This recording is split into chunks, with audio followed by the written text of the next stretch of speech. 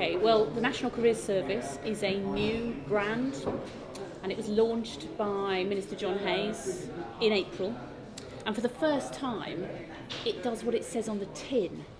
You know, we've had information, advice and guidance for young people and adults over the years. It's been called a variety of different things, but this time it really says National Careers Service, that's what it is.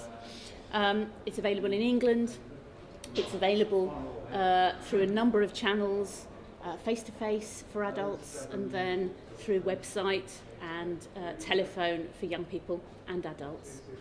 And it's based on our experiences with the integrated Next Step service for adults over the last few years.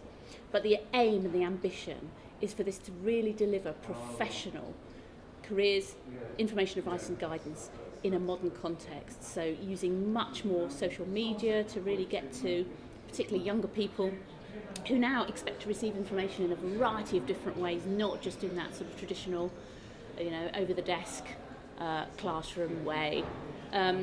Far more rapid, responsive labour market information, access to a much wider range of different career choices and pathways, and really to sort of bring careers, information, advice and guidance very, very firmly into the 21st century and deliver it in all the ways that people would expect. And I suppose what I've been asked to talk about today is specifically why this is so important for young adults. And of course, there's a window between the ages of 19 to 25 where a lot of people are making that transition from education to work.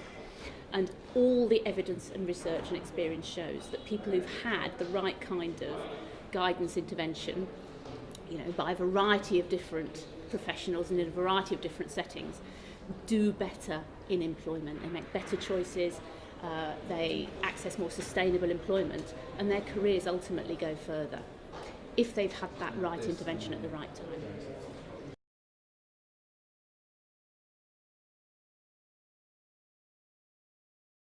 There are a lot of challenges, in particular creating a website that has the kind of functionality that people now expect of really up to the minute, exciting, interactive websites, which traditionally government hasn't necessarily been the best at delivering.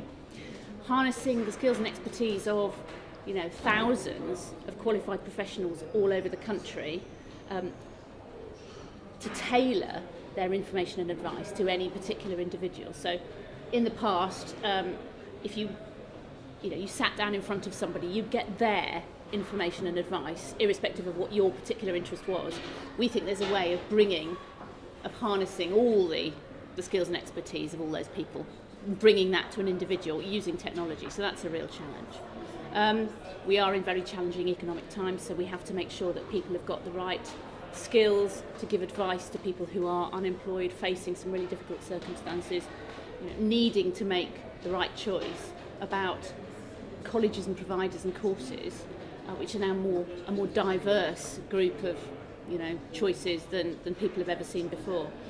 So we have a whole range of challenges around functionality, around really making sure that we've got the most professional people involved in delivering this service, in creating awareness of the brand when we're no longer spending huge amounts of public funding on big marketing campaigns.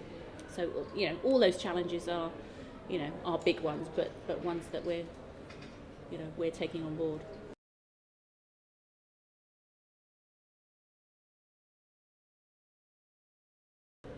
Just that this is meant to be an evolving service, and it's incredibly important that everybody continues to give their opinion and their advice to us about how we can improve it and what sort of services it needs to develop in future. We are not for one moment ever going to claim that the fount of all knowledge and wisdom about how it should be delivered rests with government.